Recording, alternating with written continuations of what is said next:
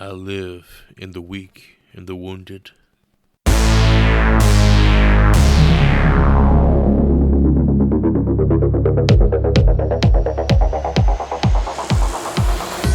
This is the Horrible Film School. Take a seat and slowly peel open those trapper keepers. I am Chris, and I am here with Professor Hootie. Happy New Year. It's in the eyes, boys. Beautiful, beautiful eyes of yours, buddy. Speaking of eyes, we're also joined by a man who often hears voices, Professor Joy, a.k.a. Dr. Nasty. Hey, 2025. Fuck you! We're in 2026, boys. Who's ready for some new action? I have never understood why people do that. They always want to shit on the year that just went by. Yeah, fuck 2025, dog. I'm Why all is that a 2026. I mean, if you had a bad year, you had a bad year. That's like a thing, like a New Year's Eve party. Everybody's like, yeah, fuck 2025. Okay. So negative, man. Like, I need to accentuate the positives. I'm going to unalive 2025. Okay, here we go. Unalive 2025. If it rhymes, it must be a fact. There you go. 2026, we about to suck on some... Oh, pause. Pause. We'll save that one for next January. 2026, suck on this stick. Hashtag. Speaking of positivity, I got some news for you boys here. I feel like I got to spread this news since it was crammed so hardcore into my face via television commercials for the past 7 or so days. Primate has a 92%. This came out of fucking nowhere, huh? What? Only in theaters this Friday. Dude, there was no hype. There was no This thing is marketing all for over this the shit. place, bro. There was no marketing for this shit until like a week ago. You can't watch a sporting event right now with getting 10 of these ads. Dude, I've been talking about how terrified and scary, y'all probably both attest to this, how terrifying and scary chimpanzees are for the better part of my entire life. The better you mean part. like Now their pure power? Here Or comes just like looking at the them? power, the unpredictability of them. Smart little dudes. I'm about to be vindicated. People are about to go into this and be terrified to go to the zoo. I just had an image of you, Joy, with like glasses on like you have now and various periodicals about chimpanzees. Oh, Just for sitting in a real. dark room For sure. Interesting. reading. He just keeps saying interesting. Mm. It's like you film him reading the paper for like an hour. Interesting. Every time I hear a story about a fucking chimpanzee mauling somebody's dick or tearing somebody's face off, it just fucking told you so. Wait till you get to the stories where the chimp like takes it to the next level and shows like a sign of intelligence. Like it rips the dick off and then shoves it in the dude's mouth. Oh, we was That's watching when some shit. That's what you know. He's planning that shit We ahead was of time. watching some shit on Discovery Channel. This girl, like young girl, was like volunteering at a zoo. And I don't know if I want to hear this. within her first week, a chimpanzee got out, literally chased her around the fucking zoo, beat the shit out of her, and was stalking her like they do in this movie. Jesus H. What did she do to that chimp? I think she just looked at it the wrong way. It must have been something. There was some trigger there. I think She it was was a wearing female chimp too, so it wasn't. I don't think it was like a territorial thing. Oh, maybe it was like, you looking at my man, bitch type thing. Could be that. Don't you Could wear, be like, a some kind jealous of, type. She could have been a perfume or something? Latina chimpanzee. She starts snapping fingers up in her face. Looking at my man, girl. I noticed when you were scrubbing Roscoe's balls, you took longer than you should have last week. Ken Roscoe, what kind of name for a chimpanzee? I would love to see in that movie. I'm sure I'll watch it when it comes out on something. I'm not watching theaters, but how do they explain that this family even has a pet chimpanzee? It's not like a normal thing. I think you can adopt if you're like licensed or something. No, I don't think Yeah, I that's like think a legal you can. thing, man. Yeah, I think you can. I saw Nope. I love Nope. Gordo and Nope. He's already done this. That's just the B plot in the movie Nope. It's not even like the main point of the story. I forgot about that part. Gotta watch that movie again. It's a banger. Speaking of bangers, I got some personal news, nothing else horror related, but I have a new number one movie of 2025, boys. Sinners knocked off the perch. Is he I going to watched say Marty Marty Supreme last was week. gonna say. It was so fucking great, man. God, you're so fucking lame. Dude, it's it about was ping pong, man. bro. I know. Jesus. It's a sports movie, man. It's fantastic. It's a sports movie, It's a sports movie. Joey. I don't know, man. It's This called table motherfucker tennis, right here first of all. is just so pretentious with his movie choices. It's fantastic, It's man. The fantastic. Safdie brothers. It's fantastic watching Timothy Chalamet walk around with a fucking Chalamet. ping pong ball. Sweat Oh, this is glistening the off motherfucker over Bob's here. face. Forrest Bought the Gump. Dune. Forrest Gump This would- is the same motherfucker Forrest who bought Gump- the Dune books after watching Timothy Chalamet. Forrest Gump would beat the fuck Oh, out I'm of going to read up on Timothy this all Chalamet of a in sudden. Bond. He Not loves because of the movie I Batista. just watched. Yeah, it was David Batista. That's what's up. It was all No, it it was. wasn't. It's It was Batista. Jason Momoa. Tell me his character's name. Vincent Holiday. It's Duncan, Idaho. How about You piece that? of That's shit. right. That was quick. He was named after cake, and he was named after a place that makes potatoes. You damn right. Also wanted to shout out Begonia. That's kind of horror adjacent. That was my number 5 of Yeah, I the didn't know year. that was about aliens. Yeah, it's pretty dope. I think it's directed by Yorgos Lanthimos, who does a bunch of weird shit.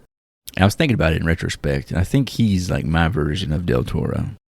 I just don't have a taste for Del Toro, but he's European weird, and Del Toro is like Mexican weird because the Mexican culture stuff, you know. Yeah, well, European, huh? Where you're pooping. European, you're pooping, that's right. But yeah, check that one out if you get a chance. I really liked it. You got any news to share? All the news I have to share is that this show cannot fall into the trap of further promoting Stranger Things. I am Stranger Things. Oh my God. out. You motherfuckers, y'all on Instagram. Hell no, no. Instagram, I'm a grown ass man. I'm gonna tell you what, I be taking the shit sometimes when I'm not watching TikTok. I'm watching Instagram shit. They got It's this new the shit. trend on there where they take the characters from Stranger Things and they make them wear really nice clothes, and they all have like grills and shit in their mouths. And it's like there's this like song in the background. It's very, very Is Paul Wall in the unsettling background? watching. Is this like a Watch shit it. post? Oh my! I type bet you, thing? I'm gonna pull up fucking Instagram right now. I bet you that shit pops up within like the first 3 scrolls I'm gonna do. We'll let Yeah, you- I Stranger was- Things is going through a moment right now. I know there's a hashtag trending, which I didn't really want to investigate, about a conspiracy. You guys know anything about this? Oh, about there's another. About there's a episode new dropping on season or January some 7th. shit, like episode I don't know, 7 I or refuse 8. to I don't click on fucking it, know, those. man. I didn't watch it. I thought All right, you were look, online, the first man. fucking thing You're that an pops online up. person. The first thing that pops up. Thanks. Or turn it up. Go ahead and back out of the Pornhub. I was upset Yeah. when What the hell? I was got some nice J's on there, some nice Jordans. He's got tricks in his jacket? What the hell is going on, man? AI, bro. I guarantee you there's some listeners out there who are hearing this right now and they're fucking grinding. They love this shit. Dude, come on. Oh, got the McFlies. This is why you just can't give anybody this power. You have to be. We got It's to regulate insane this shit, man. I See, it's fucking wild. It's I like, gotta- it's literally like junk food for the brain. Like, I don't want to watch this shit. I don't want it to be on my thing. However, when it pops up, I gotta fucking watch it. Because it just tickles a part of your brain that nothing else tickles. I was upset when it migrated because Netflix has a deal with WWE. They this past Monday's Raw Oh God. was Was it Stranger Demogorgon in Things. there? It was Stranger Things and like Raw combined. I didn't watch it. Yes. I don't know. That motherfucker, the Demogorgon put him in a fucking headlock. It Son was of a just- bitch. Come on. God What damn is you, this? Demogorgon. God Is, damn you. Dustin's the champion right now. Is that how the fucking going? This is like David Arquette winning the belt. That would be awful. I hope that's not it. I Chucky looked at comes it out there with a like- knife and stabs the fucking Demogorgon in the ass. Dustin just pinned The Rock for the championship. I haven't watched wrestling in so long, man. I believe CM Punk defended his title. That's all that I know about it. Oh damn, he That's come all I back. He care come about, back that guy. to pro wrestling with his tail between his legs. He's Yeah, actually had a he pretty tried good UFC. comeback. He tried the UFC. It was pretty bad. He talks openly about it, like he admits it, which is good for him. Thought he was Brock Good for Lesnar. him. Realized Humble that pie. ain't the case, Everyone, bro. everyone needs a humble pie every once in a while. You got anything to share here, Joseph? We ready to get into it? I'm ready to get into it, man. We just got back from Charleston the other day, boy. I went down there. We got some seafood. I'm gonna tell you No what. free ads for Charleston. I about shit myself right after that. So I am hyped up, ready to go. I don't think it matters what you eat. That's a common occurrence. At every family outing we have, that's like a Dude, thing. We was eating Oh, oyster. Thanksgiving, we Joey's was gotta go eating take a shit real lobster. quick. We was eating like kings down there, like king. I like that. All right, moving into it. Let's step into today's assignment. This was a little gem from 2001 called Session 9. Lesson from Session 9. Fear is a place. This was Hootie's choice, so without further ado, take it over. I'm so excited for this movie today, boys. Let's kick this thing off like we always do with some fan reviews. These are by way of IMDb. First up, we have Film Fan 777 from 2001 titled It's Up. Go to Tempt and it's no good. Oh, a football reference. No, That's great. fuck I love is that? that. That's so good. I took it as a basketball shot, jump shot, but that's me. Sorry, but it didn't do it for me. Too many things just didn't seem to work here. There was some good acting at times, yet nothing to really sink your teeth into. As a dark and suspenseful look at times, but the way the story was told was too little, too late. You need more than location and a bit of suspense to tell an interesting story. It lost focus, throwing too many sidetrack tales with no build. Like streams wandering off, making puddles instead of all combining together to make a whole. 3 out of 10 stars. Wow. I really feel like the movie was kind of streamlined in terms of its plot. Yeah. Like, I don't feel like there was a lot of wasted much. tangents. Like, sure, there were, like, stories and stuff about the hospital, but that was just to build up the lore of the hospital. I think that's what they were there's referring some to. incomplete backstories in here. Like, there's things that happen to these people that we never know about. Well, for context, about all the negative reviews for this movie talk about how slow it is, which I got tired of reading about. So. All right. Meandering. Now, that's a valid concern. Slow burn ain't for everybody. How long was this movie? 1 hour 40 maybe? Hour 40, but it's a slow hour 40. I mean, yeah, it's a tension. It's a tension. Like, thriller. even me It's doing not- my secondary watch on, like, time and a half, like 1.5 speed, it was still like a slow watch. I mean, it's not Art the Clown. What the hell do you expect? Well, no. I'm It not is saying haunted I'm house. not saying it's a bad thing. In my experience, I don't mind it. I actually like that. I even talk about it in the review that I enjoyed this kind of slow burn. Throw a little jigsaw in about halfway, and it spices shit right up. Yeah. Next up, for a positive spin as we go into this film, by M.Q. Writing, 2002, titled one of the best horror films since Kubrick's The Shining. Oh, that's a This- high fucking bar there.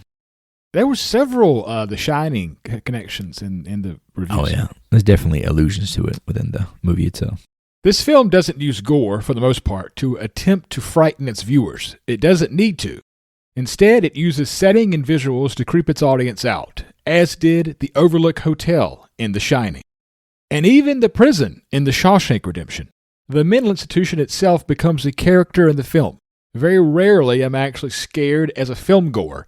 This movie downright disturbed me. It was a shame that it did not get a wider release and was overshadowed by Nicole Kidman's awful film, The Others.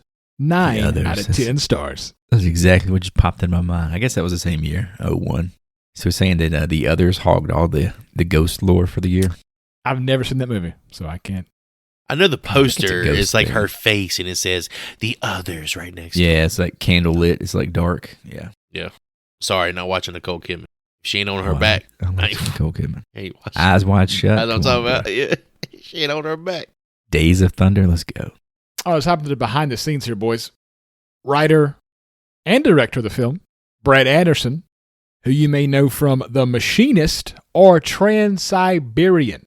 I figured you'd be talking about Twilight of the Dead, since you're a Romero slut. I saw that, didn't know entirely what it was. It's not out yet, right? It's no, Mila it's a Jovovich. post-production, I think, Yeah, yeah. pre-production. Yeah. I'm excited for it. I just didn't know. I saw the Romero tie-in. I didn't dig too deep into it. You have something on it? It's a Romero tie-in, but I also didn't dig too deep on it. So, Okay. to I heard, repeat exactly I heard what it you was, said. from what I read and heard, is a Romero tie-in. Ah, great. He But is yeah, The also Machinist, working on The Dwarf with Peter Dinklage. And I am excited No, to he see. is not. Yes, he is. A movie Yes, called The that's all I Dwarf do. with Peter Dinklage. I am so excited to see Peter Dinklage finally embrace. We are not dragging Peter Dwarfism. Dinklage through the mud again here. You pieces of shit. He also has a movie Little coming out person. this year with Mila Jovovich. So he's got 2 Mila Jovovich movies coming out within the next year, which is, Oh, shit. Might be a divorce on the horizon. we'll see. He also taught filmmaking classes at the Boston Film and Video Foundation, which I thought was kind of cool. Yeah, this guy's super Massachusetts, Boston. Boston. So Brad Anderson wrote the film with help from Stephen Gevedon. I think that's how you say his name. He plays Mike in this movie, so we'll skip him for now.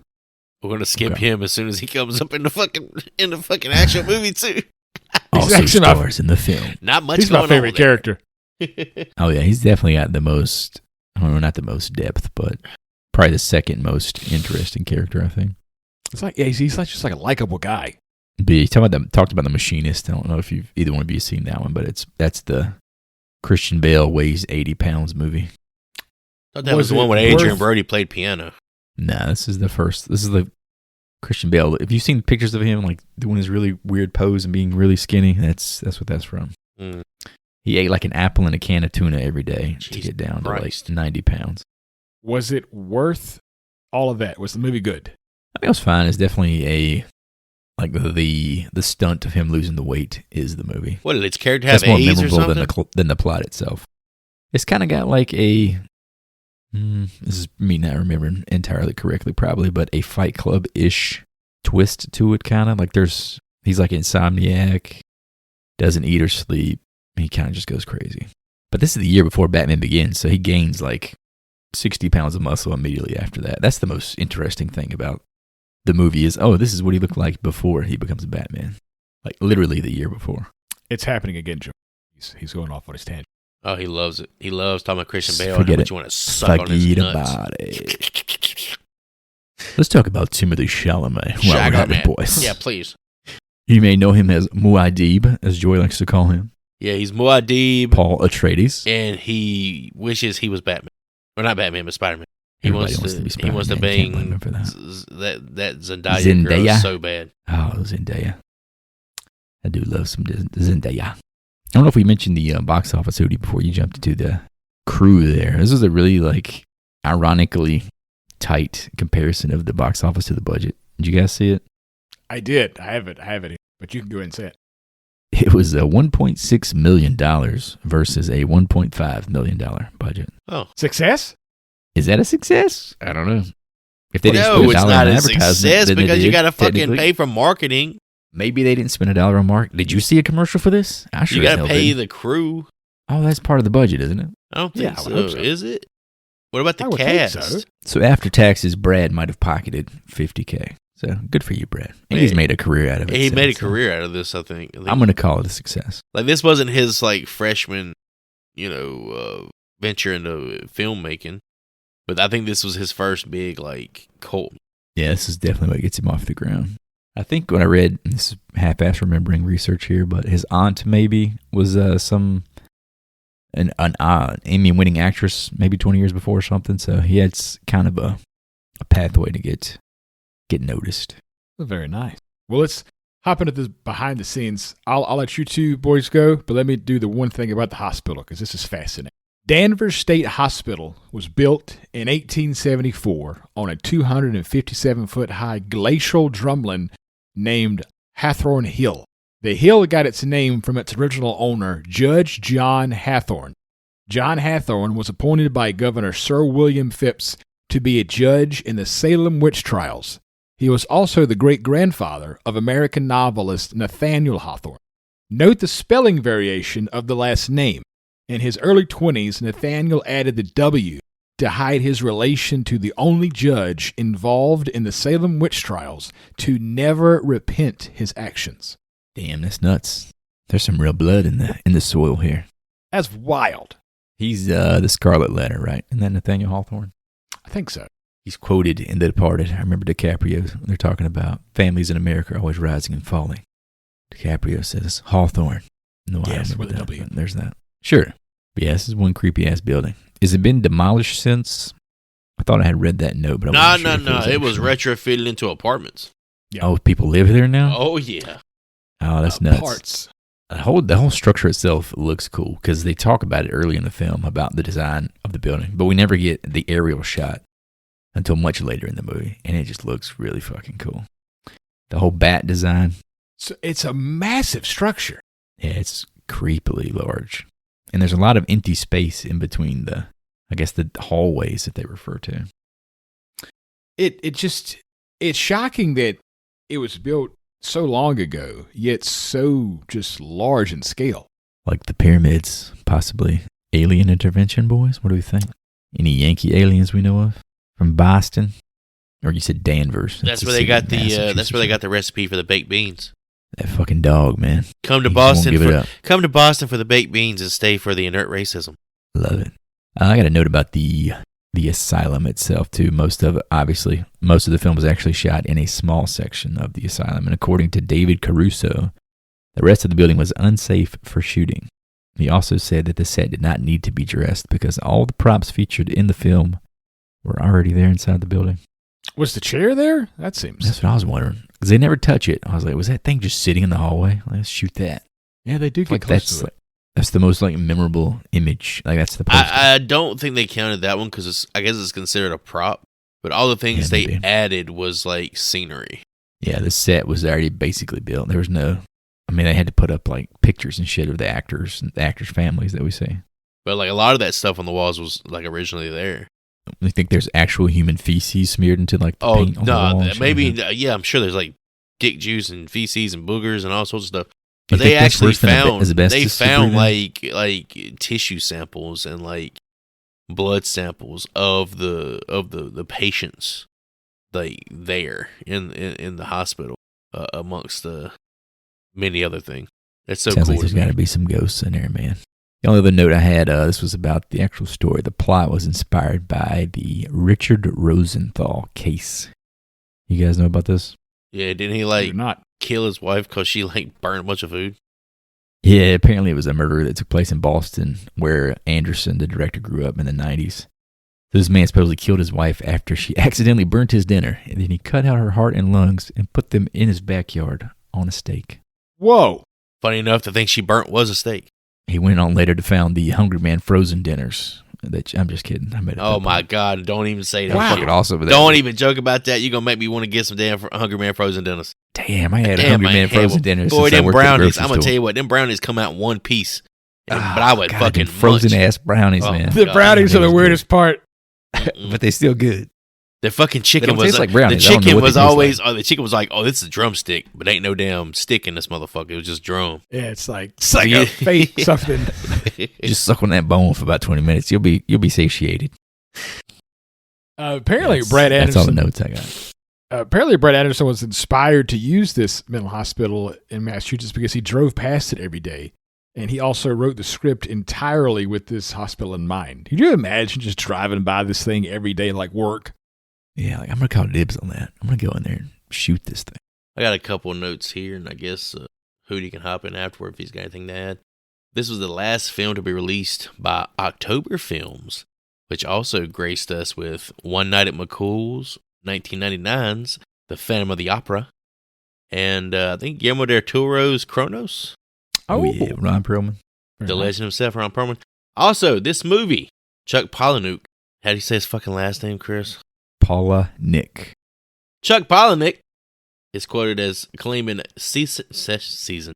Session 9 to be among his favorite films, praising its storytelling and gravity despite a minuscule budget. Oh yeah, Chuck knows a good story. I have met that man. I have too. I stepped on his foot by mistake. Yeah, the last time I was in a jacuzzi and I had my asshole pressed against the little jet, I was just having visions of that short story of his. Guts. Think about Guts. Yeah. I was thinking. Yeah, I met him for a book signing, and then we did a photo op. And you had two options. You could do a Fight Club pose with him or something else.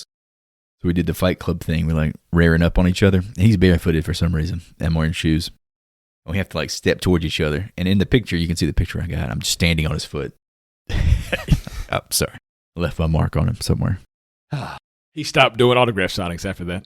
Yeah, he said, "Fuck those North Carolina boys." Yeah, he's been walking with a limp ever since.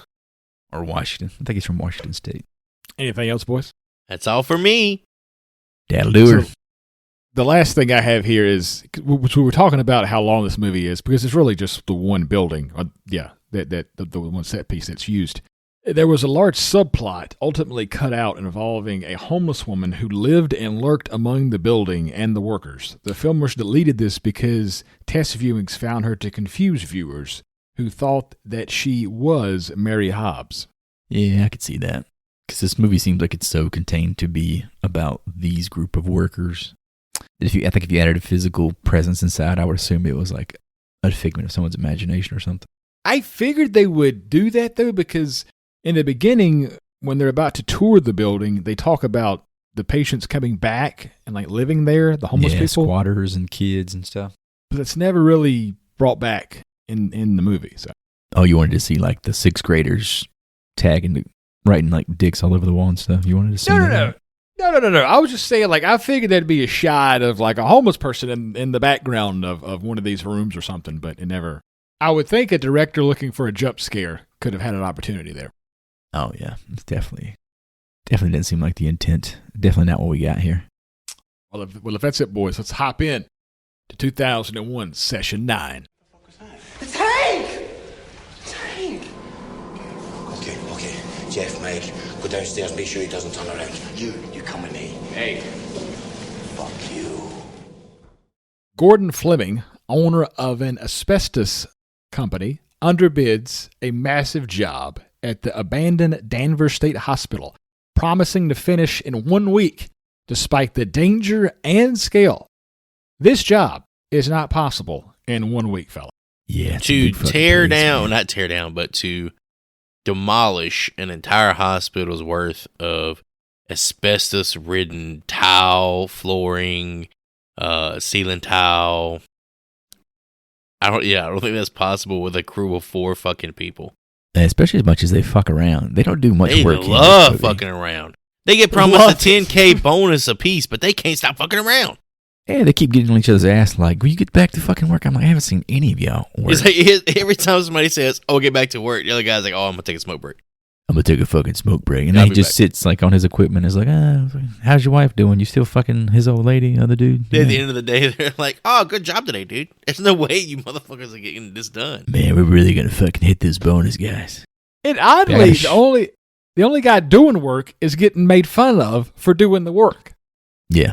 It's obviously it's not a movie about the job getting done here, so we can ignore that. But it's definitely cool to see a workplace horror movie if you think about it that way. So we don't get a lot of things like this where it's people's job that puts them in these kinds of situations. Well, here's the thing: you've had plenty of horror movies that have a mental hospital in them somewhere, but it's always set pieces. It's not the actual hospital itself. This movie is the fucking hospital. Like it adds a certain weight of creepiness, realism, and this atmosphere that I don't think would have been possible otherwise. Oh yeah, the location is key here. Obviously, they wrote the movie based on the location, so it's definitely a character in the movie itself. We got to shout out Peter Mullan, who plays Gordon Fleming. He carries a lot of weight in this movie. Gordo does some work, man. I know him as the Ozark poppy farmer. I don't know if you guys watch the Ozarks. I did not know that until I looked up his credits. I was like, that's the fucking poppy farmer guy. He's such a dick in that show. That's all Jacob. Dude, I know Jacob, him. That's his fucking name. I know him as King Durham III, man, from Rings of Power. I love that show. Yep. Oh, shit, that is him. I just put that together. Yeah, I love that show. It's my favorite. I try to stick with that show. I've never seen that fucking show. Nothing beats the movies. I'm sorry. There's so much CGI in that show. That's every many modern television shows. My big, I guess what I recognize him from is Trainspotting. Is he one of the main 4? I don't think he's one of the main 4, no. I think, I was going to say, I didn't remember him being like one of the addicts. He's on the outskirts. I mean, he has a look of somebody who could be a drug addict. But yeah, he was also, he played a couple episodes as Vesemir in the newest season of The Witcher. The Hemsworth Witcher. Ugh. Oh yeah, I never saw a second of that one, so I couldn't speak to that. He definitely, I think he does great work in this movie. I can deny that. His emotion, I think, is kind of what carries the whole thing. What do you guys remember about asbestos? Do you know anything about asbestos? Oh man, I know all about fucking asbestos, dog. That's the shit they used to use when they were like, in place of wood, because it was real cheap, and you breathe it in, and it literally gets in your lungs, and it like kills you slowly. Yeah, I remember being like in middle school, there was like a whole thing, like they were working on part of one of the old buildings, like the theater, the auditorium or something. They were like, it was an asbestos thing. I was like, why is this damn word I hear everywhere all the time? Asbestos I thought it was just a product of that time of our lives, you know? It was a material that was used in like everything from pipes to insulation to super cheap, all building materials. Super cheap. It's super cheap, and it also never degraded. Until it did. No, it doesn't degrade. That's why it's so fucking dangerous. So the thing that it's incorporated with degrades, and it just gets free and keeps living, and gets in your lungs. Yeah. Anytime Yeah, you're that's what like tearing up anything from back in the day, you got to be wary of that. And then you got old paint used to have lead in it too. Got to be careful with that as well. Oh, yeah. Yeah, I did some research into it just because I remember it being a big thing, and I kind of know vaguely what it's about, but I didn't really know the science behind it. But like you were saying, it was like a miracle fireproof material that they used everywhere. And it releases those fibers that get in your lungs. Your lungs can't get rid of them, and it kills you slowly. I got the black lung, Pop. Motherfucker's It's a quiet, been down long the mine killer. shaft for a day.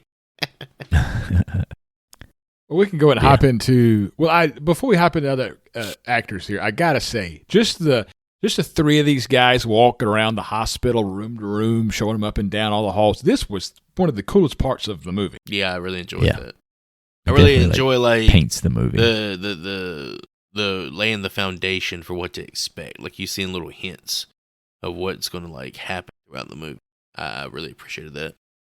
So we talked about Gordo. We also have Phil here, played by David Caruso, who was in Rambo: First Blood, Twins, and 232 episodes of CSI Miami. Yeah, CSI I hear that. Miami. Yeah, that's how the fucking Lieutenant show Horatio always King. fucking starts, dude. Every time he says some one liner, he puts them fucking glasses on. Oh, it's so great.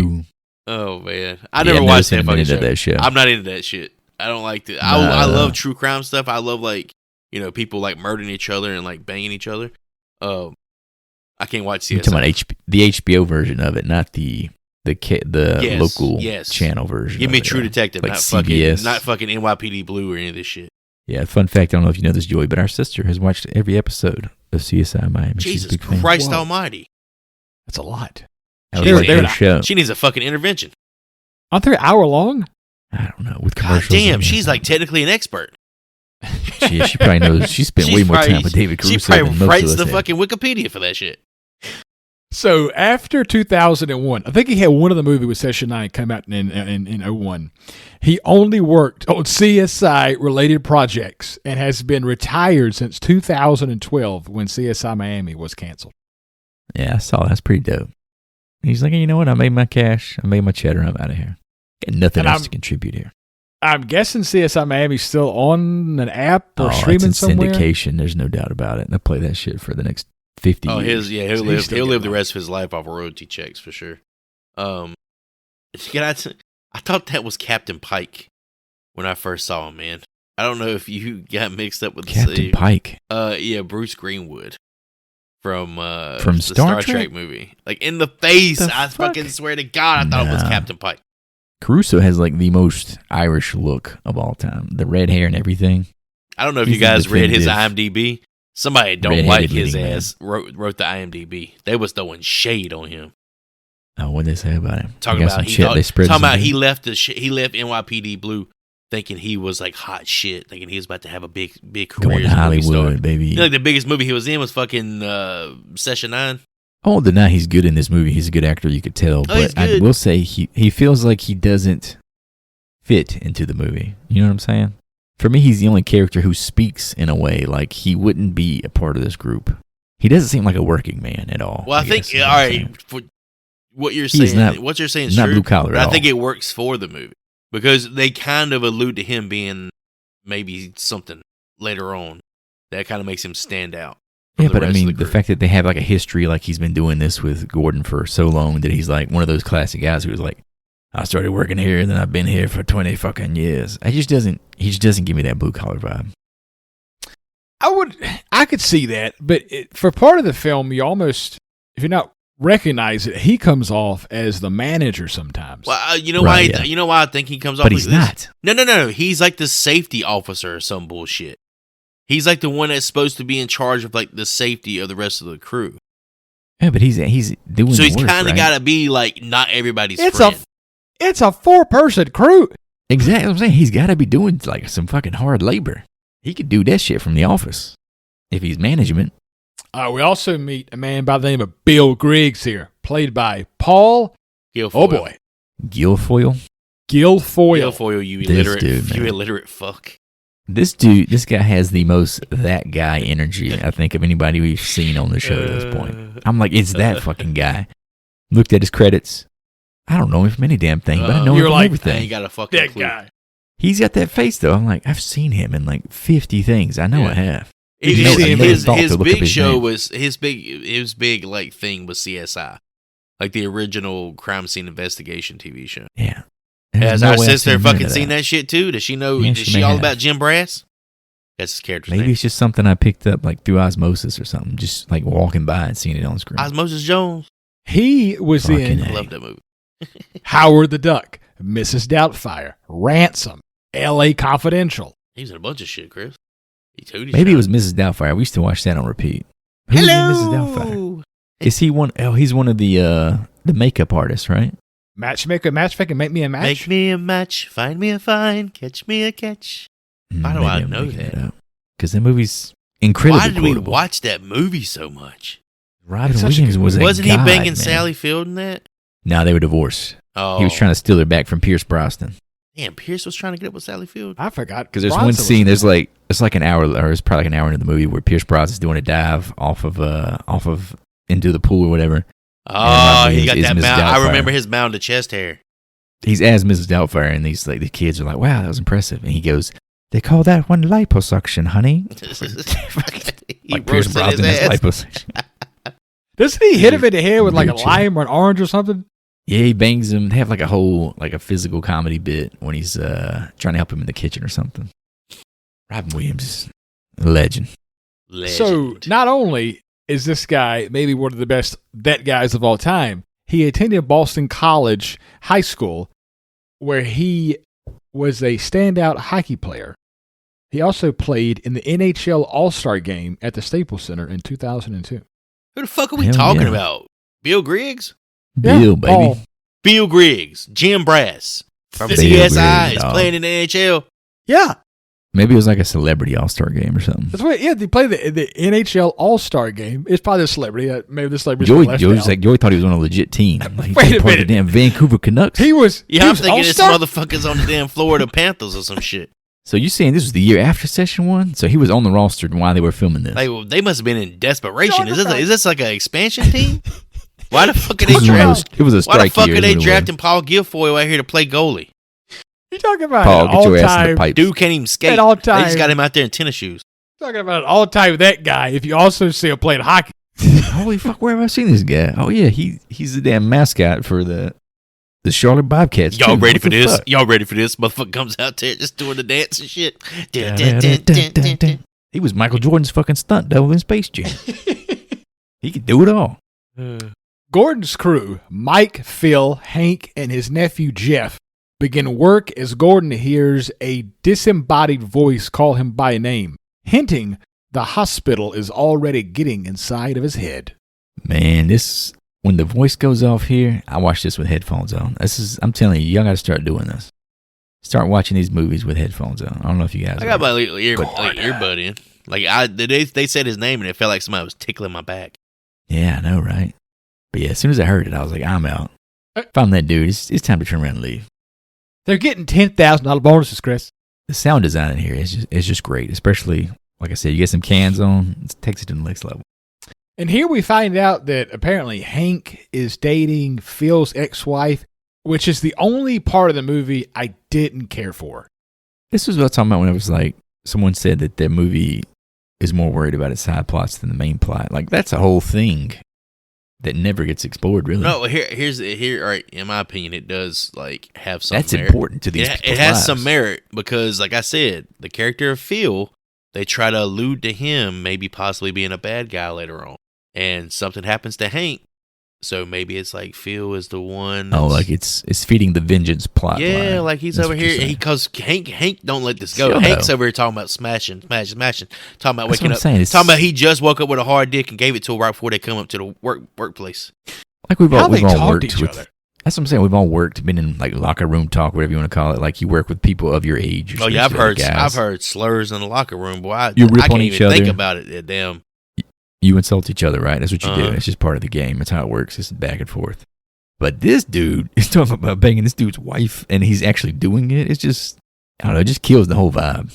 It was almost for me, because like you said, we've all worked in these kinds of jobs, like textiles or retail or whatever, to where this just doesn't ever happen to this degree. especially this small of a crew, like as tight as these guys would need to be to work together like this, on a job like this, he would rip this dude's throat out. No. This is too personal, No. man. Yeah. No. Come on, dude. No. I feel like they worked together long enough to like, man, you fucking my girl, dog. Oh, you I don't know how y'all do it down at the pawn shop. your dick ain't no bigger than my dick. Hey, let's go measure him, dog. Ain't nothing wrong with Can crossing you the touch sword water? every Hell now yeah, I and can then. touch water. I always love that Richard Pryor joke. Two motherfuckers taking a piss beside each other. First dude says, "Damn, this water is cold." The other guy says, "Yeah, and it's deep too." I always like that one. I think I heard that Let's keep it PG. said by Bruce too. Pissing off a Bruce, that big bridge. fat bastard can't even fucking I like breathe. Bruce. Fucking neck That tilted big fat back. I'm bastard like, is yeah, how you- my dick in the water. That This is fucking how you talk about a grown that man. fucking dick is stuck in them fucking fat rolls. That motherfucker ain't touching no water. Leave that man alone. That He dude probably ain't dude, rips that now. dude You know ain't how these touching the things front go. of the toilet seat with that fucking He probably has a Still, 6-pack. that right fucking now. Still chode. tours. What, they got him diabetic coma out there fucking touring? Lay off the Anyway, man. moving on. Let Let's him keep it. breathe. He we need to just lay met off the whole crew, buffet. right? We just met the entire cast of the flick with this bit. We did. So we've already talked about him. Hank, played by Josh Lucas. The most Does anybody recognizable want to go? face in the entire movie, in my opinion, by far. Josh Lucas, Sweet You Home talking about Alabama. you talking right? about John Lucas? He's First of that all, guy. but has some fucking respect. It's Josh. Who the fuck is John Lucas? Oh, is it Josh or John? Is it? Are you sure I put Yes. John? It's Josh. I'm positive. God This is damn, the voice I of had the a lot Home of- Depot, man. Damn it! Yeah. Yeah, More it's the voice of Home saving, Depot. more doing. That's the power of Josh Yeah, Lucas. it's the That's voice him. of Home Depot. Fuck you, Hootie. He replaced Depot, Ed. dunk He, on. Yeah, he Lowe's replaced fucking Ed sucks. Harris. Oh, Ed Harris was Ed cast? Harris Oh, was he replaced cast? Ed. Oh, wait. Ed Harris was supposed to be Hank in this? Pumpkin Man was the fucking No. In Sweet Home Alabama, Ed Harris, who 20 years older than Reese Witherspoon. was God supposed to be Almighty, the- he was trying to smash Reese Witherspoon, huh? Ed Harris, Oh, for a shit. short bit, was the voice of the Home Depot commercial. I can only hear Josh Lucas in the Home And then Depot for commercial. some reason, Josh Lucas has done it for like the past 20 Probably years. because Ed Harris said some racist shit and they had to get him out of there. I like that. He's a real American. But Who's Josh the voice of- Lucas. Who does Lowe's? Does Lowe's have a voice guy? Lowe's no idea. knows. Yeah. Lowe's knows. Lowe's knows. Boring. Josh Lucas was in Thinner, American Psycho, Sweet Home Alabama, one of my favorites, Undertow, The Lincoln Lawyer, and last year's Queen of the Ring, a wrestling movie involving Mildred Burke. Fucking gross, dude. You said Camel Toe was your favorite of the batch. Oh yeah, that was my favorite one, dude. I love Camel Toe. I love Moose Knuckle. That's the best I one. feel like There's a looking movie back called on his Undertow career, that's good. looking back on his career, he should have been a bigger deal than he has been. Don't Well, you he's think? always been just like a guy in the background, pretty much. Man, you remember him and Eric Bananas Hulk?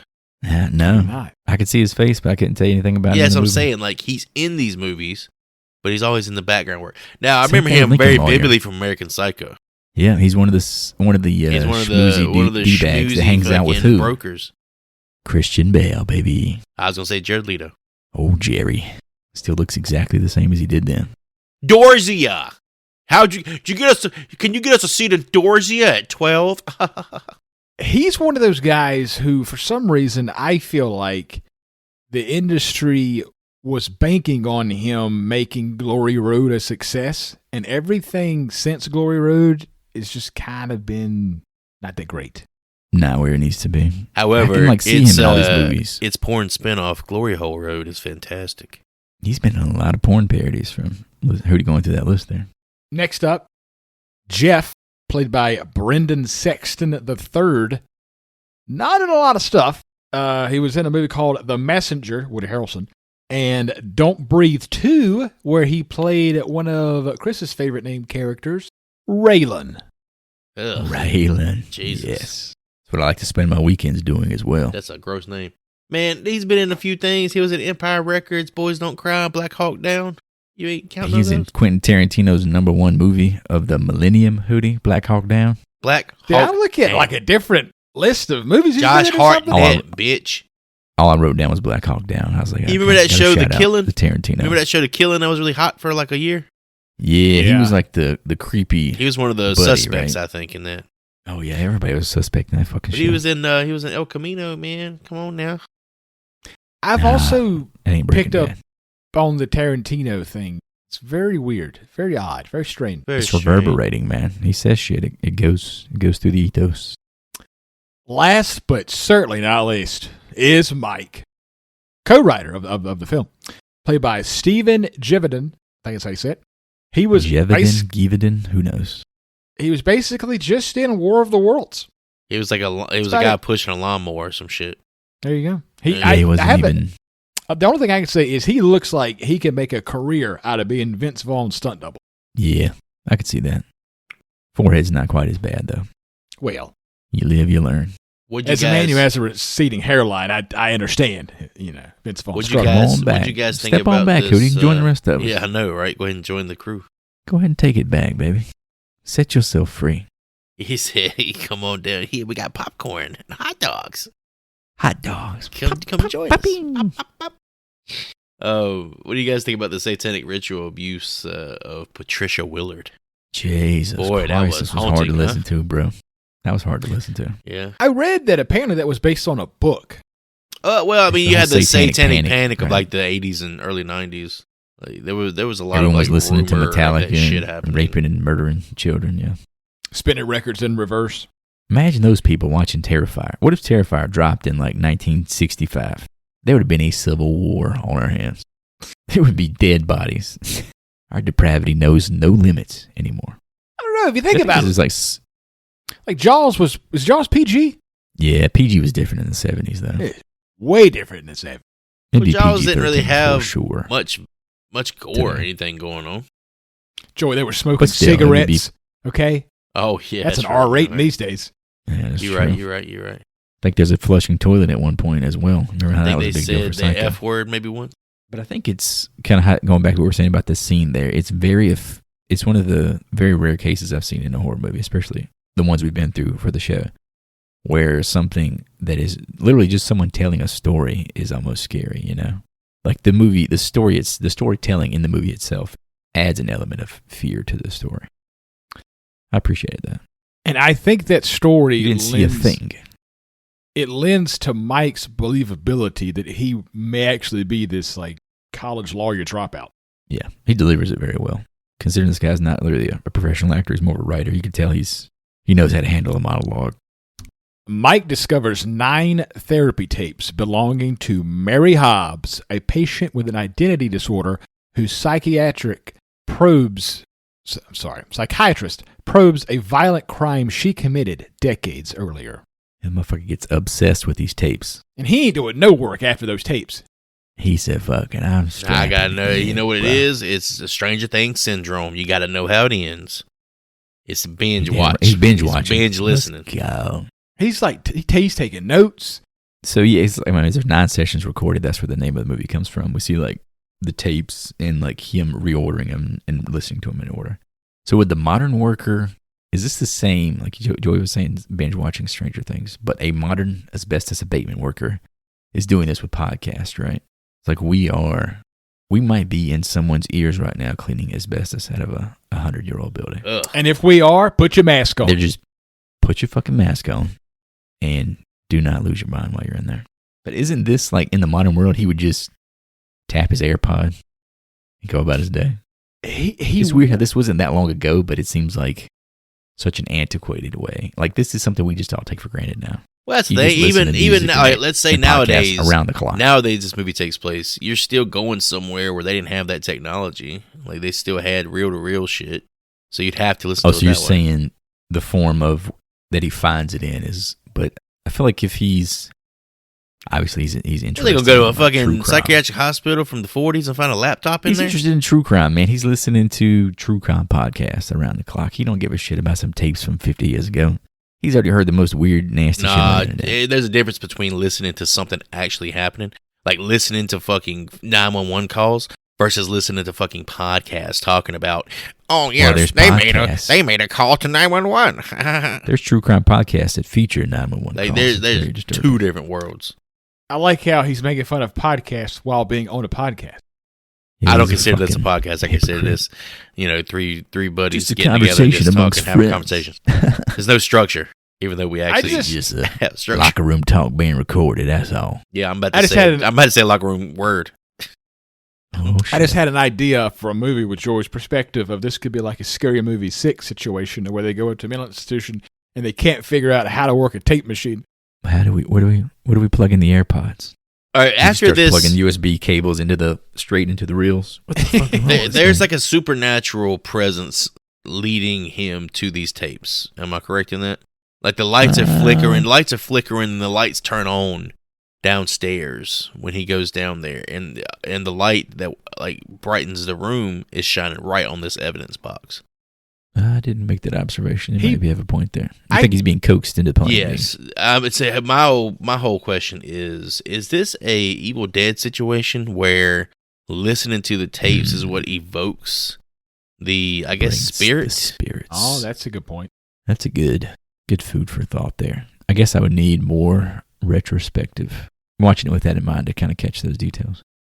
I don't mean to nitpick here because, it is a little bit of a movie. But when he goes in there and there's the light hanging up and he grabs it and like walks around with it, multiple things. Why was the light there? Who put it there? This light has an insane drop cord connected to it.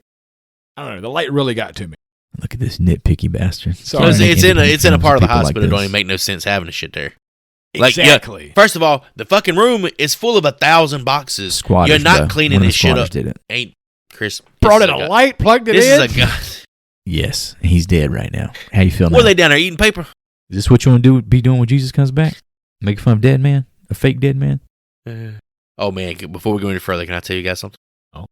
KFC's got this knockoff poutine shit. Here we go.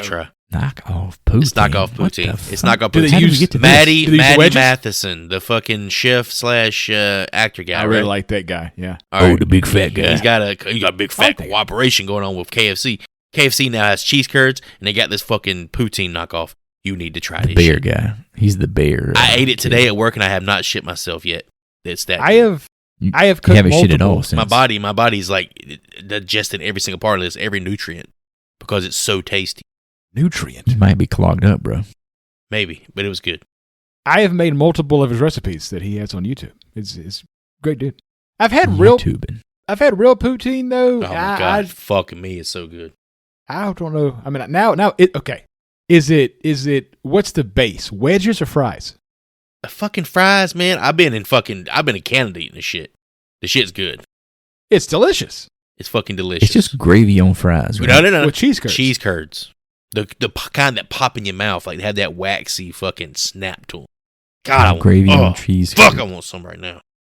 So you're talking about like a Vienna sausage snap? Oh, fuck no, man. It's not that soft. I don't think they snap. Yeah, they snap. They got to snap to them. They more like dissolve. If you get them from the right spot, they got to snap. You got to get the right processed meat spot. You got to get them from the right spot to get the snap. That's how you know you got to bite it about halfway down. You got a good thing of poutine, right? Joyce said you get about a 6-inch dog. You get about halfway down on it without gagging. You over here fucking they eating Vienna sausage. I'm over here. I kind of want to eat some, but at the same time, I think I bite one. I'm like, why the fuck did I do this? What are we talking about again? What is this? I have no idea. I was talking about the light not being. I was talking about homeless people eating paper down in the basement. All of a sudden, it started making me think about eating. Barely eating poutine. Sorry. I will say before we move on, the tapes where Mary is switching from voice to voice is extremely effective for me. It's creepy as hell. Yeah, it really is. It just goes into the whole storytelling aspect of this movie. Like the characters are telling the story the movie's not having to tell, but the characters are telling it. The characters are really good at telling these stories. Really good. Even if it's like a disembodied voice, speaking through a fucking radio, where the fuck it is. A 30-year-old recording. It's very, Mike's very, just sitting there, very white effective. knuckling that desk, listening. The voice works good too on the recordings. Like even the psychiatrist just sounds cool. He's got like a really suave voice. They must have been using some like serious high fidelity equipment. The tapes reveal multiple personalities, each with distinct voices, as Mike becomes increasingly obsessed with listening to them, instead of helping with the hospital. Yeah, you're damn right. Mike is finding any excuse he can to go down there. Motherfucker's literally unplugging shit and saying, "Oh, the breaker's fucked up. I gotta go back down there. Sorry, guys. I gotta go check that shit out, man." I wonder what they think he's doing. They know he's like disappearing for like long stretches of time in the dark. They think he's like whacking off or something. I mean, no one ever follows up with him when he does this. I guess somebody does actually follow him down there. Yeah, I assume there'd be at one point somebody. That's the thing. They're trying to get that 10K, man. They can't be following him around. It's time to work. The only guy working is Jeff. Nobody does it. No one does another ounce of work the rest of this movie once we find these tapes. So Mike discovers, we haven't really talked about it yet, but it has happened so far. Mike discovers the roses that we thought Gordo gave to his wife. Was it in the basement or the van? I can't remember. But we see earlier that Gordo was sitting outside of his house like a bag of groceries, and his wife's in the kitchen. And it cuts away. He's like watching them from across the street. It's really awkward. Very awkward. And then about this time, he starts calling his wife on the phone, although we don't hear anybody else. Yeah, it's all a one-sided conversation. The movie is very effective at, like I said, just voice work in general. Like people talking. I don't know, it sounds really stupid to say, but the sound design, just the way people speak to each other and the silence is very key to this movie. And I got to give him props. Gordon's delivery of when he's on the phone saying, "Can I come home?" He's shaking, man. It's very good. Yeah, he's great. He's the best actor by a mile, I think. He carries this movie for me. Hank finds valuable silver coins in the crematory and returns alone at night to retrieve them, discovering a lobotomy pick and encountering something unseen and threatening in the darkness. Joy, they got a damn pawn shop baked right trust into me, the I'm wall. looking at all this shit, man. A bunch of Morgan silver dollars. Boy. As of 1/8/2026, those things are worth a little bit less than $60. A piece? A piece. Whoa. So he has several tens of thousands of dollars. Silver right now is valued higher than it has ever been in history. Is terms it gold of the in the monetary same trajectory too? Yeah, gold's just as high. Or gold's like higher, but it's the highest it's ever been. I think this is probably my favorite line in the movie here too. When he finds the first coin, he picks it up. He goes, 1883. Fuck yeah. That was When are you scary. ever going to hear that? Anybody say those words? Fuck yeah. But yeah, I love how the camera pans back, like through the hole in the wall that he's digging. And it shows they're in the crematorium, like in that the was morgue brutal. and stuff. I thought that was pretty neat. I thought that was cool in the fact that it's the possessions of people, or possibly like they were burned there. Reminded me of like the Holocaust type stuff, you know. But I was kind of confused physically about how all that shit came spilling out. And a paper tag came spilling out. Yeah, and I mean, I guess we can chalk this up to the hospital pulling people in by whatever they're after, you know, like pulling Mike with this scary story, these tapes, pulling this guy with money or whatever because he's a gambling addict. But like physically, the hole was above like where all the ashes are, so the coins would have to been like stacked up way over that hole for them to just slide out like that, right? I think what it is, it's like a false. They come out like a jackpot. It's like a false wall, and the guy who was working in the crematorium, like he was like just stealing his shit and squirreling it away. Oh, you think someone had loaded this up? Oh yeah. This was like somebody's secret stash? This was somebody's loot stash. Talking about give me the loot. One of them damn squatter boys. So did you, okay, because there's two thoughts here. One, that's a great thought. Somebody did that when they worked there. But two, was this real at all? Because like somebody perfectly placed we them, see like, silver in a coins trail. throughout the rest of the movie. We do. Yeah, we see it like, I think it's actually a real thing. Because there's only like one person in the movie that's actually having like mental disturbances.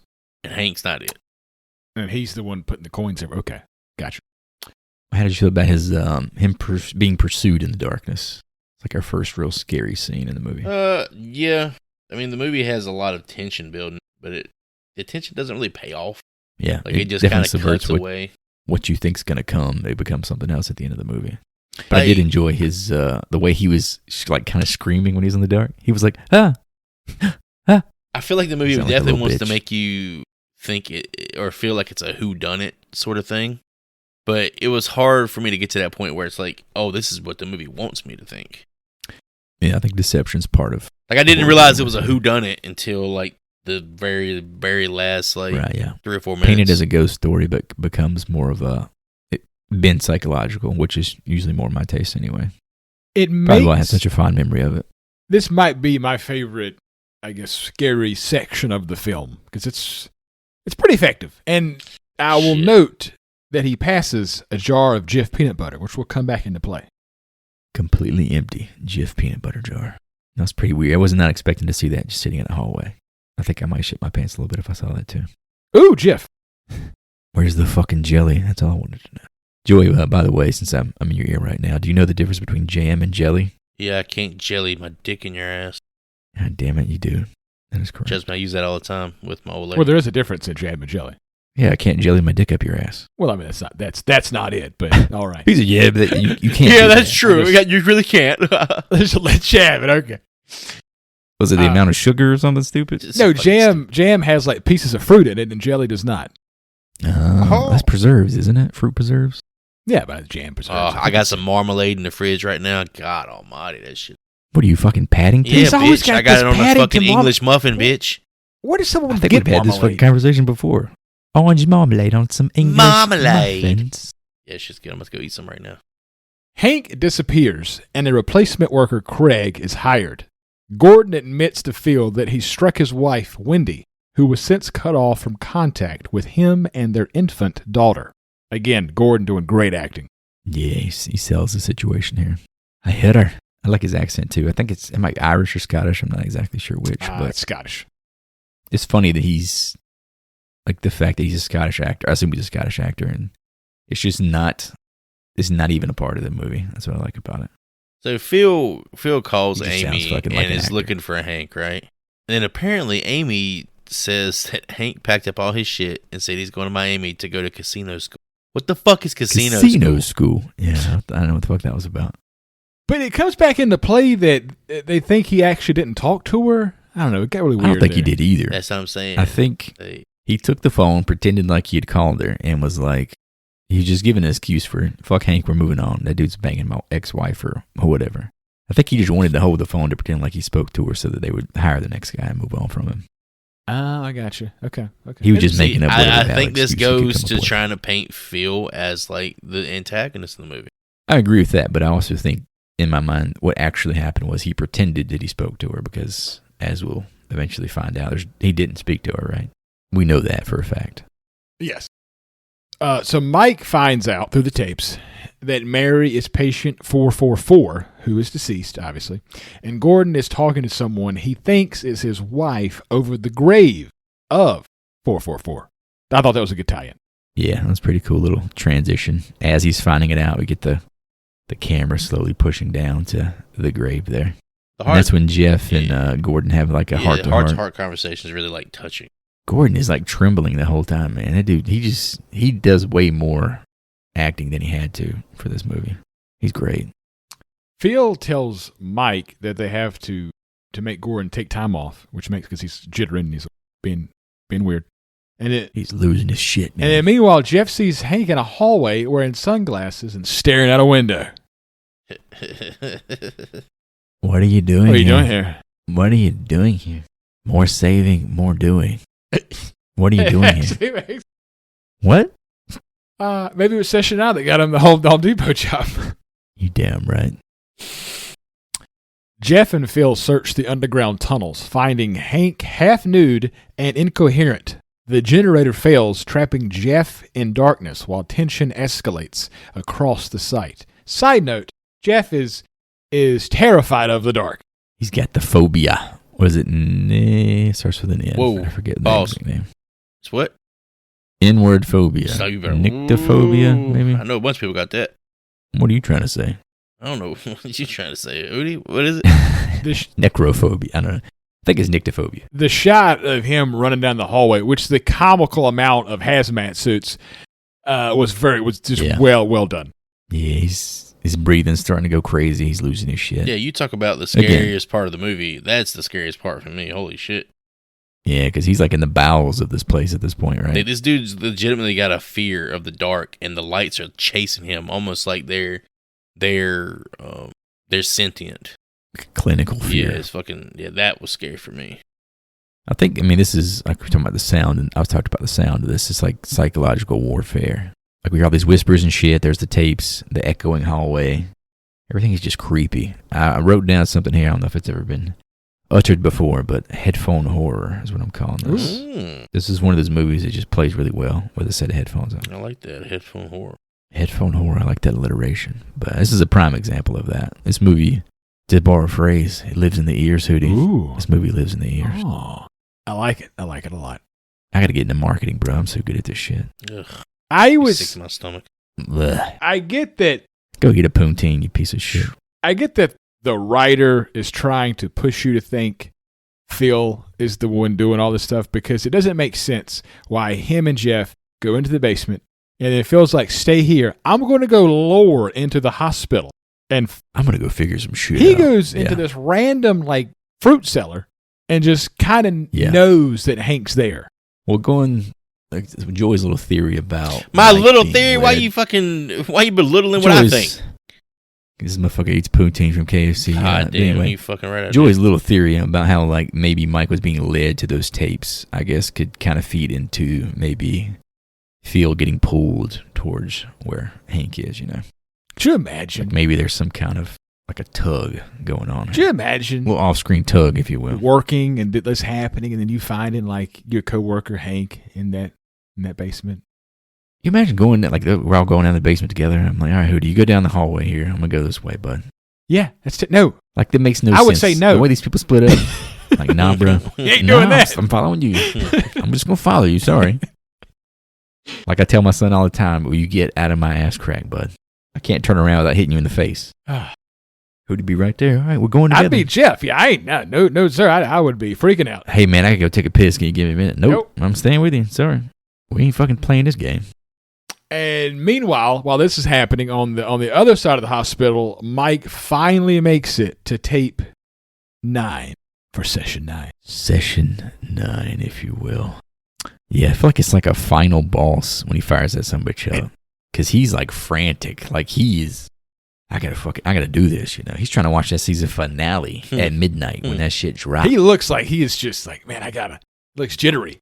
He stayed up till like 3 o'clock Eastern time because it dropped at midnight PST, you know.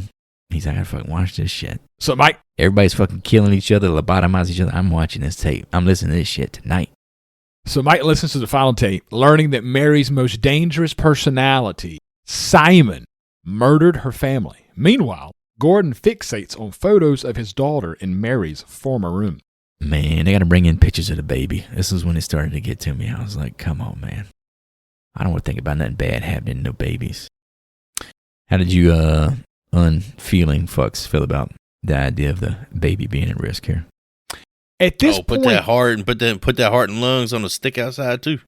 That's fucking disgusting. At this point in the film, I didn't remember what happened to them, so I wasn't that affected by it. Like the blood on the picture. I just saw it as, Gordon's being weird. He's probably like cutting himself and touching. Just Gordon losing shit, not like a foreshadowing situation. I did not, yeah. Yeah, that's a tough. So what about the, we met Simon. Simon's the big bad of Mary's personalities. So Simon or Billy? Are you more of a Simon or a Billy, Joy? Personally, I'm definitely more of a Simon. Oh, you're a psychotic killer? I'm protecting myself, my family at all costs. Let me hear your Simon voice. Yeah, when Peter pushed her on the ground. I could eat a peach for an hour, right on top of the doll. He cut her chest up real bad. So what I did is I told her, you have to cut Peter up real bad. Kind of got a Black Phillip about him now that I think about it. Kind of got that Black Phillip. Paul's racist much? Black Phillip from The Witch. I forgot about that goat that like just talking about my mailman. That goat is like fucking top tier horror movie goat villain. Put in work. Does that mean Hootie's more of a Billy? Hey, Hootie, let me hear your Billy impersonation. I don't remember Billy's voice that well. I'm sorry. Billy? He's a little boy. I can't find Mary's a sweetheart. She shouldn't know any of this. She's so sweet. Please don't make me do it, Mr. Doctor. I think Joey might be both. Fucking Billy. Yeah. I think Joey hears voices. Shut the and they just come out of his mouth. Billy's such a sweet boy. I think that's what he fucking says about Billy. Billy's such a smart, sweet, skinny boy. Candy cane. Gotta get that fucking guy. Oh, you talking about a horror movie? That's what we need Ted to watch. Levine up in here. And Phil leaves Hank in the basement and then walks in on Gordon in this room. So I think to this point we still are supposed to assume that Phil's the bad guy. Yeah, I think that's kind of the impression they're leaning towards. I mean, thinking back to Gordon, like standing in that room, he's standing in Mary's room, right? The lady that we're hearing on the tapes. Is that correct? Yes, 444. Man, his whole storyline is just so dreadful. I feel for the guy. He's like vulnerable the whole time. And he just lingers in these scenes. And it's not even overtly scary, but just watching this dude, like his depression eat him alive, it's painful, man. I felt way more emotion than I remembered watching it the first time all those years ago. I think that's probably because we're just older too.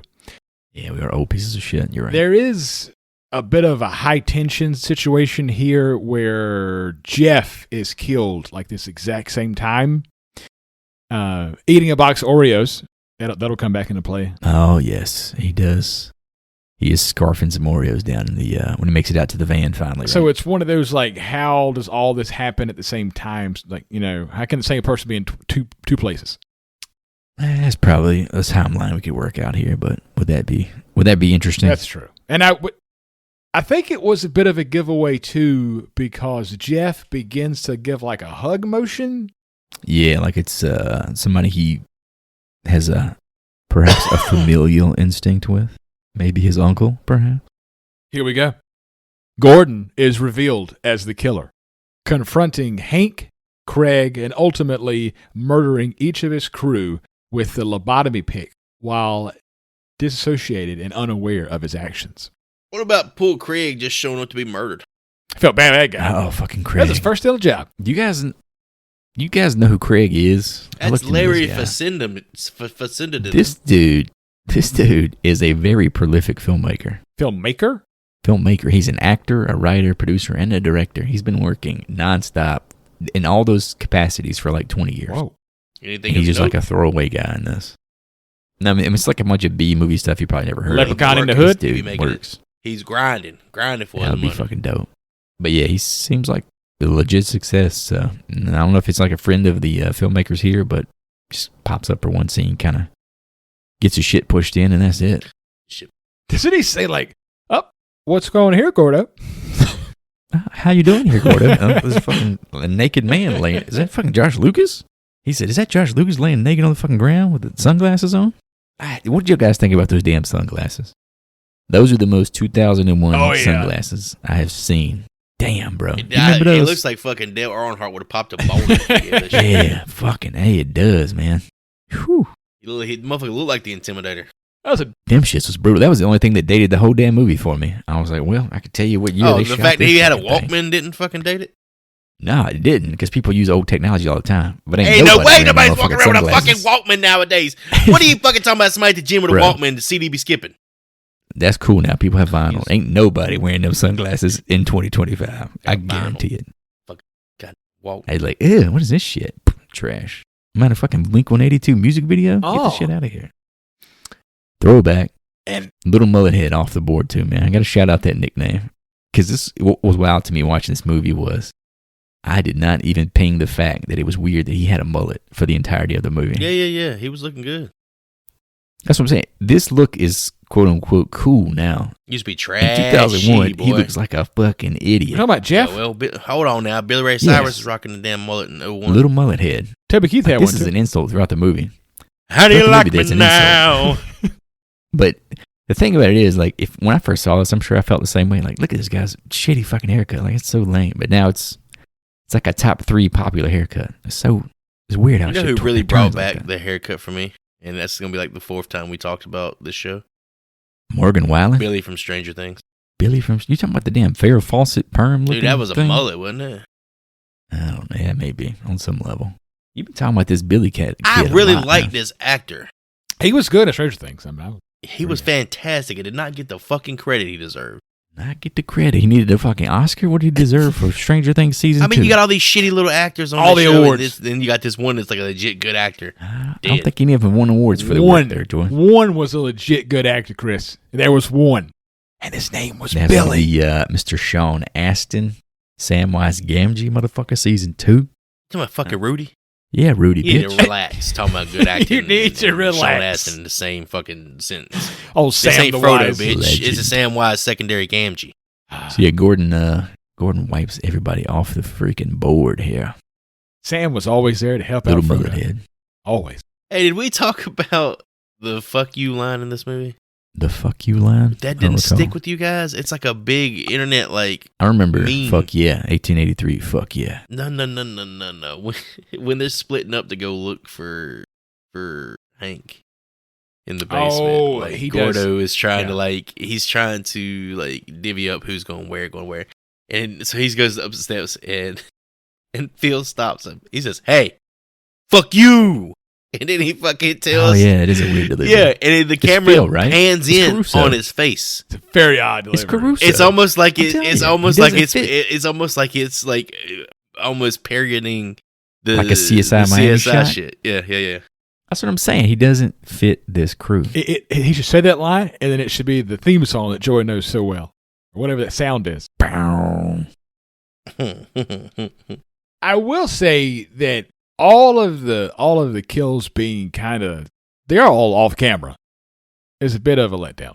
Oh, you wanted the gore? You wanted an FX artist that work here? Well, mainly my boy Mike just walks through a gymnasium and is just never Yeah, seen Mike it. gets it the worst.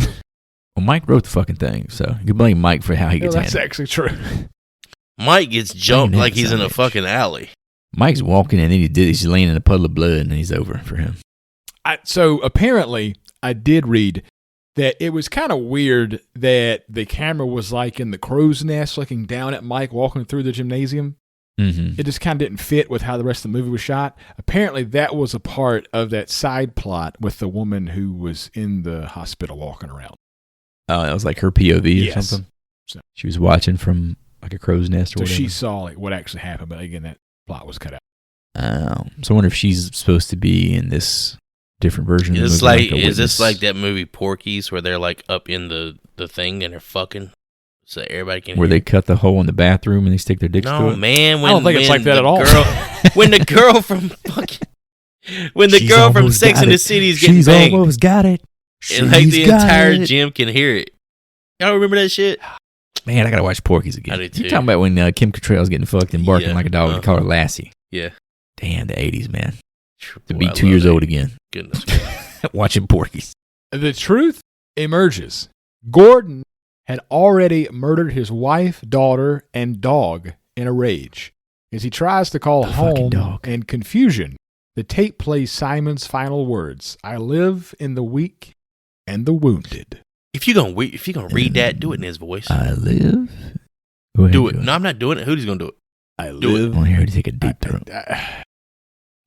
I don't even have that. Is it Yeah, deep? you got it, man. He said, I don't know that. You do You like gotta this, find it. dog. Just find your You balls. gotta go down You gotta here. find. You remember, you got a set of balls down there. Open your butthole. It helps out. That's what I try to do. I live in the weak and the wounded. Perfect. This That's motherfucker- so good. This motherfucker sound like the lady from Beetlejuice who was like the caseworker with the cigarette throat. Motherfucker sound like this motherfucker sound like the Timu Sauron. You just said he's talking about the dog like this. I live in the weak and the wounded. That's fucked up. I thought it was impressive. Good job. This man. That this was great. this ending is extremely just brutal, disturbing, Yeah. and all the things. It's fucking cold as ice, man. There's no catharsis. I'ma tell you There's what. no release. It's just a quiet confirmation that all this horrible shit happened before the movie even started. Wife, We okay. just been Daughter, living with it. Why the dog have to get it? Yeah, they talk. Oh, calm the fuck on with the dog stuff. That's the order of importance here. There's an infant dog. So the This whole isn't the even whole a way year this old. played out is their marriage is like kind of disjointed after the baby. Like he's super stressed. Work's Yeah, got she's him probably fucked going up, through postpartum. and he's trying to like trying to be sweet, bringing her some roses, bringing her some groceries, bringing her some like Oreos. She loves taking the Oreos, dipping it in the peanut butter. That's her thing. And then he's like That is the smoozing. best form of He's milkshake. Really smoozing put on her. that in the- down. He's smoozing on her in the kitchen, right? Goes up behind her, wraps his arms around her, got a little bit of a chub, rubbing it against Oh, the he small of poked her it into back. that And she's ass. like, "Oh, please. Oh, we gotta wait. You gotta wait till later. This is the kitchen." She reaches over and knocks over this boiling ass water that she's making this pasta salad or some shit. Burns that motherfucking leg. Burns his leg, and in a fit Oh, of rage, God. he kills his entire family. It's And we another. get the audio of that happening too. It's another bit of sleepaway camp with just an insane. Big ass pot. Big pot What of the fuck water. was you cooking? Was you boiling hot dogs? How many were fucking in there? She was making some 144? pasta, man. That Her pot husband was coming was home. she having a crab Her bowl? husband. She had 12 packs of hot dogs in there. I kept bringing up Yeah. the Jif and the Oreos and the roses because that was all in that bag you see in his truck at the beginning. Mm-hmm. That's in his This is a bug-out very bag. Tarantino-esque movie, as in like very disjointed, all over the place. Yeah. The In fact terms of that, the timeline, anyway. so all this shit they say happened on Friday. So this is before they even took the job. Mm. So it's like, how depressing is that? Like we've been living with this for a week at this point. Which proves that he did that before the hospital? Yeah, he snapped. But I think the hospital took like whatever disassociation he put in his head of, I didn't really do that, did I? And just weaponized it to take out all these other guys too. I don't know if it wants like souls or if it needs crazy to exist or whatever, like on whatever plane you believe in, spirituality or whatever. I didn't put that together. I thought the hospital. Maybe it's not even supernatural at all. Maybe it's just like the craziness and ability to snap that lives in each and every one of us. Just bad luck. The real horror is the financial pressure and the fear of failing your family, right? Well, that got real deep right there. That's what it is. Wow. Because they have a newborn, he never sleeps. He talks about that throughout the movie. And that feeds into, we see like him sleepwalking in some of these cutouts. Like when he approaches, I think the Josh Lucas. What are you doing here? We see him. He's like asleep. He's like, what the fuck are you doing here? And he's like, ugh. So it's like his body was almost used by whatever's going on in this hospital. Because what he had done beforehand had, I don't know, maybe opened some kind of. This is just the worst possible week for somebody to take a job at cleaning up a psychiatric hospital. You can say that again. You couldn't waited a week and killed everybody. But also got to say, I digress. It's almost impressive that he ate an entire jar of a family-sized Jif peanut butter in that amount of time. In a week, a couple days.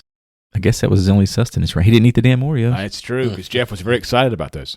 Jeff was munching. Mullet Head was going to town. Fucking Mullet Head. So with that, boys, that wraps up session 9. What piece of memorabilia would you like to take home? I think this is easy, baby. Let me get them tapes. Let me get all 9 sessions so I can practice my ASMR and talk about how Billy lives in the eyes and I live in the weak and the wounded. I'm going to go with an unconventional pick. But for a different reason. Literally a pick, the lobotomy pick.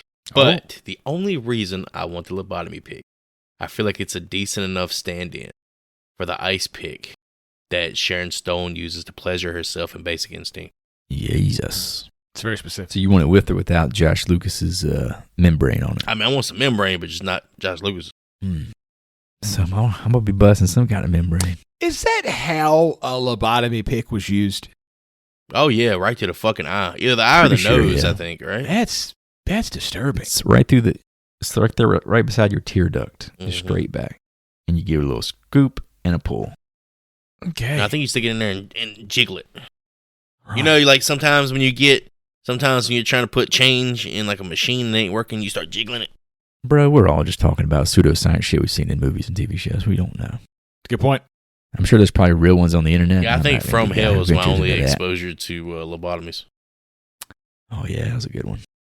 I rewatched that not too long ago. It didn't hold up as well as I thought. Heather Graham is so fucking hot. Is that the Johnny Depp movie?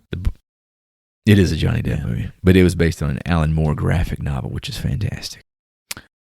Movie is just not as good as I thought it was. I will also be anticlimactic. I'll also get those tapes because, I mean, I got to see what Mike was just staying up all night and not doing his job for. But a close second is the chair, because the chair is just like iconic for this movie. The chair is iconic. And it's just dread. It's just, I think that's, when Gordon sees it, that's where he belongs, you know. He almost like never touches it. We never interact with it. Yeah, there's the one scene where he walks, or I guess someone walks towards it, but doesn't touch it. Yeah, I think it's even like where in his mind is where he hears the voice coming from originally. Very symbolic.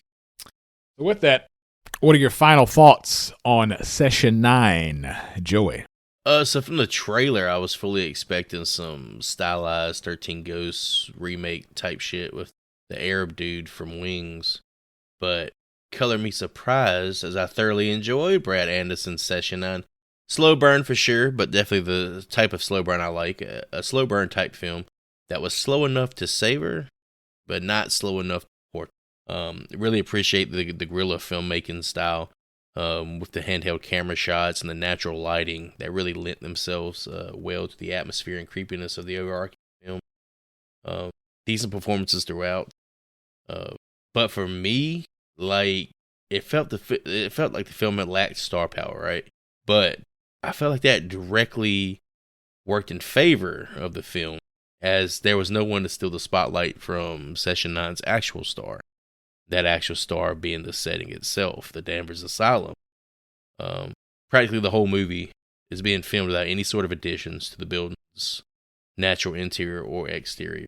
And for me, it really is what made the movie what it is at the end of the day. And I'm not usually the biggest fan of psychological horror, but this movie definitely changed that feeling to me, that just seeing a movie from its trailer and expecting one thing, getting something else.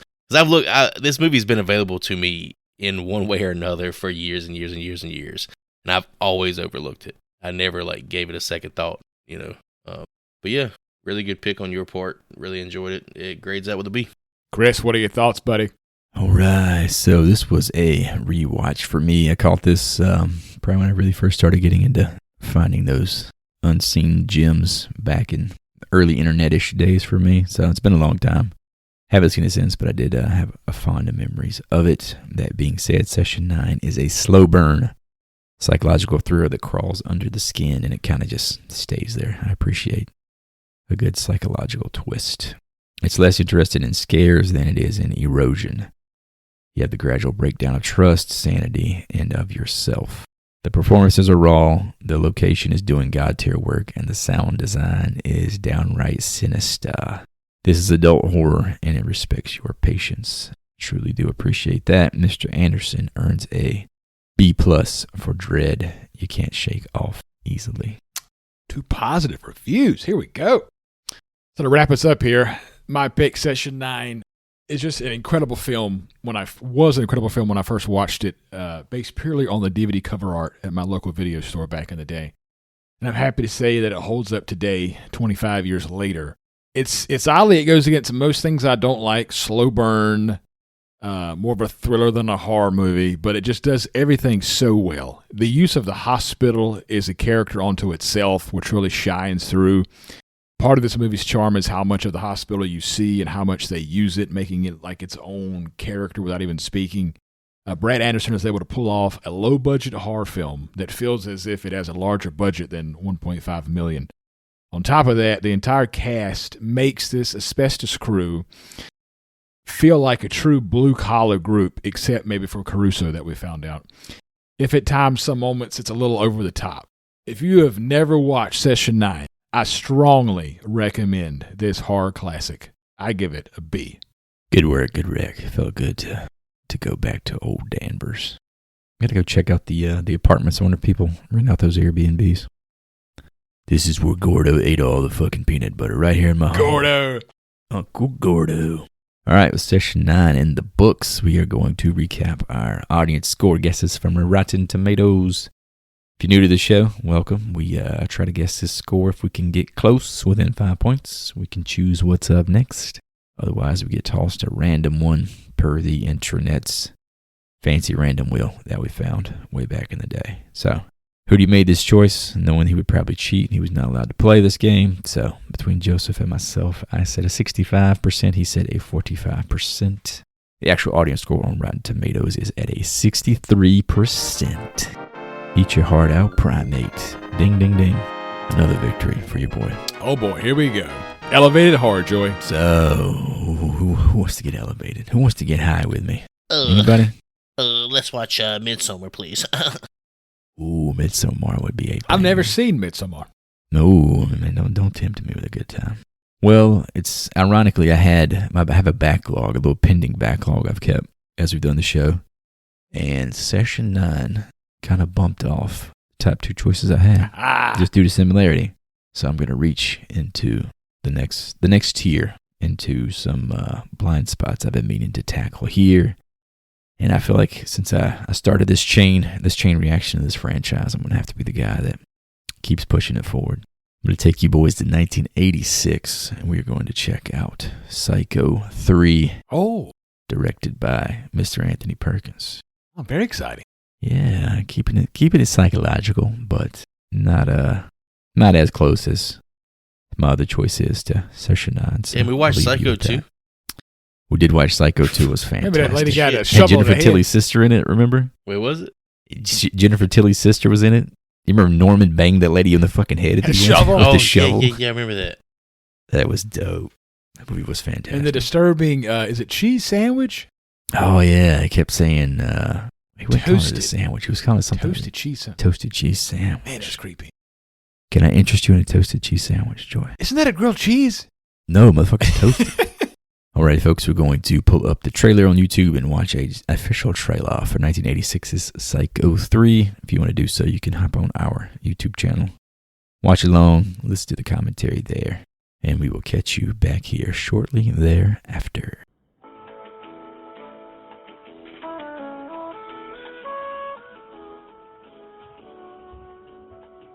All right, boys, that was another foray into the Bates Motel. What do you boys think Norman Bates in Psycho 3 is sitting at on that Rotten Tomatoes audience score? Oh man, that looked pretty damn good. But Pretty I'm still gonna give it fantastic, a eh? fucking 30 because I look like shit, Chris. Bring on Yeah, Vince so- Vaughn. Give me that Vinny Vaughn. Is that next? Is there a 4? There's probably a 4. I'm not Hell sure. no, there ain't no fool. I think I think there's a 4. be a 4. Anyway, I'm going to go 20. 20? What the fuck is wrong with y'all? God damn, Did y'all there is just a, see there is a Norman psycho Bates? fool. It looks pretty bad. Did y'all not see Norman Bates in the But lightning it clap? is That was Psycho, dope. and there's like already a fan following. I'll stay with 20, but it's probably wrong. Fucking 20, all right. You low-balling bastards. It's my choice, so I shall abstain. All I can say is good luck and kiss my ass to both You of say it like you've seen it. I haven't seen it. But. Well, all that being said, thank you for listening. Good folks, you can check out horriblefilmschool.com. You can get links to the episodes, the social channels, and the merch store. But as always, you can support us for free. In those 3 simple ways: rate us, review us, hit those subscribe buttons everywhere you can. If you're feeling truly generous, you can send us a hard hat, a cassette player, and a reminder to never take the lowest bid on a job inside a condemned asylum. I'm sending love and support to women boiling big-ass pots of waters for clumsy-ass husbands. You be careful out there. As always, if you're hearing our voices, spread the love, spread the campaign that is the Horrible Film School, and we get to go back to the Bates Motel and hang out in the next episode. And I'm out. Thanks for all the likes, the subs, the listens, the follows, the downloads. We really appreciate you guys and gals' support. Those your time and attention. Be sure to join us next time, where we once again pay a visit to the Bates Motel in Psycho 3 from 1986.